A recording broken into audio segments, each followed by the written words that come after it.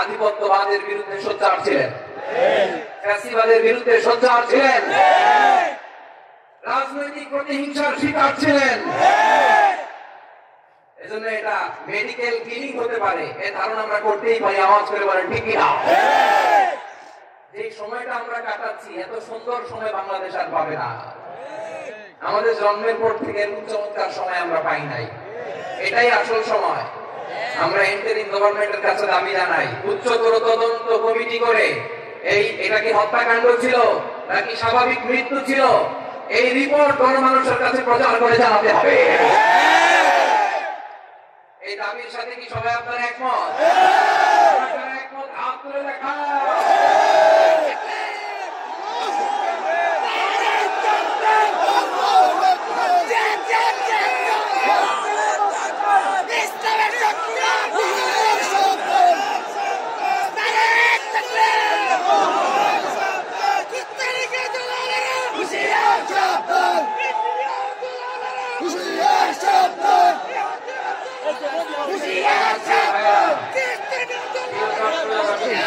আল্লাহ তাআলা তার এই মুখলেস গোলামকে তার জান্নাতুল ফেরদাউসের মেহমান হিসেবে কবুল করুন। তার জীবনের সকল খেদমতগুলোকে কবুল করুন। জান্নাতুল ফেরদাউসের আলা মাকামে তাকে মেহমান হিসেবে কবুল করুন। আল্লামা শহীদ দেওয়ার হোসেন সাঈদ রাহিমাহুল্লাহ উনি ছাড়াও এই ঐতিহাসিক ময়দানে কথা বলেছেন আল্লামা লুৎফুর রহমান রাহিমাহুল্লাহ। চলে গিয়েছেন আমাদেরকে ছেড়ে। তিনি বলতেন ইনশাআল্লাহ মিজান আবার আসবে। হুজুর আমি তো আসলাম, আপনি তো আমাদেরকে ছেড়ে চলে গেলেন। আল্লাহু আকবার, আল্লাহু আকবার, আল্লাহু আকবার। গলায় সুর ছিল না, সুর দিয়ে কথা বলতেন না, কিন্তু এত চমৎকার শব্দের গুণন, এত চমৎকার প্রেজেন্টেশন, এত চমৎকার ভাবে ঐতিহাসিক বর্ণনাগুলো তিনি উপস্থাপন করতেন। মন্ত্রমুগ্ধ হয়ে আমরা আল্লামা লুৎফুর রহমানের কথা শুনেছি।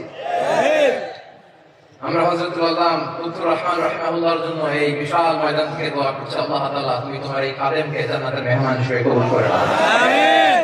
আরো অনেক আল্লামা এখানে কথা বলেছেন, বিশেষ করে বাইতুল শরফের মরহুম পীর সাহেব হুজুর থেকে শুরু করে আরো যারা যারা তারকাতুল্য উলামায়ে কেরাম এই চট্টগ্রামের ময়দানে কথা বলেছেন, আলো ছড়িয়েছেন। আমরা এই লক্ষ লক্ষ তাওহীদি জনতাকে নিয়ে তাদের জন্য দোয়া করছি, আল্লাহ তাআলা ওনাদের জীবনের সকল ভুল ত্রুটি ক্ষমা করে দিয়ে তাদেরকে জান্নাতুল ফেরদাউসের মেহমান বানিয়ে দিন। আমিন। আমরা এই ঐতিহাসিক প্যারেড ময়দানের প্রোগ্রাম থেকে স্মরণ করতে চাই 24 ছাত্র নাগরিক অভ্যুত্থানে আমার যে সমস্ত ছাত্র নাগরিক ভাইয়েরা দেহের তাজা রক্ত বিলি দিয়ে নতুন বাংলাদেশ আমাদেরকে উপহার দিয়েছে।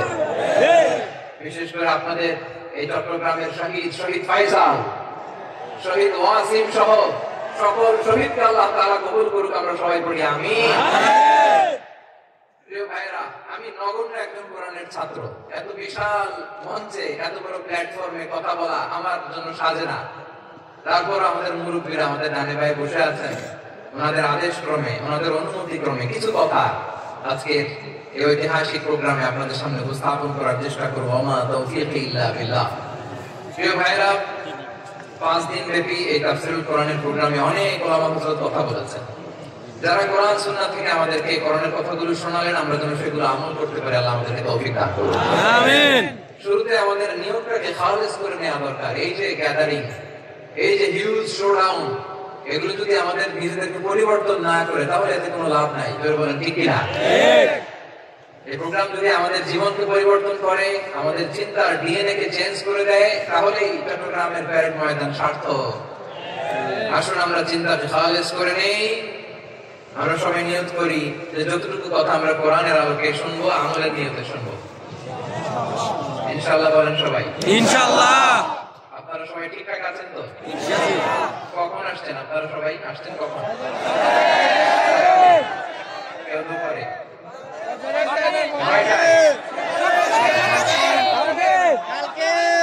খাবার খাওয়ার সুযোগ হয়েছিল? খান নাই? রোজা রাখছে? আমি কি দিয়ে বিদায় দেবো আমার এই ভাইগুলোকে? আল্লাহ তুমি আমার ভাইগুলোকে কবুল করো। ইসলামের পক্ষের এই গণজোয়ারকে আগামীর বাংলাদেশের ইসলামের জন্য তুমি কবুল করো। এই ভালোবাসা, ইসলামের জন্য হয়, যে গণজোয়ার কোরআনের জন্য হয়, পৃথিবীর কোন শক্তি দিয়ে সেটাকে আটকানো যায় না। ধরে বলেন ঠিক কিনা? এজন্য গ্রাজুয়ালি, সিস্টেম্যাটিক্যালি, মেথোডোলজিক্যালি আমাদেরকে আগাতে হবে, শুধু আবেগ দিয়ে নয়। বিবেকেরও দরকার আছে না নেই?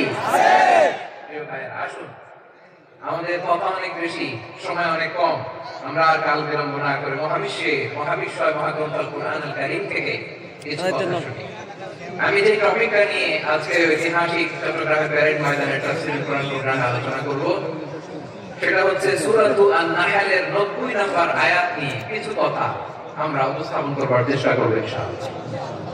আমার খুতবার শুরুতেই আপনারা মোটামুটি আন্দাজ করে ফেলেছেন যে আমি কি নিয়ে আলোচনা করব, কারণ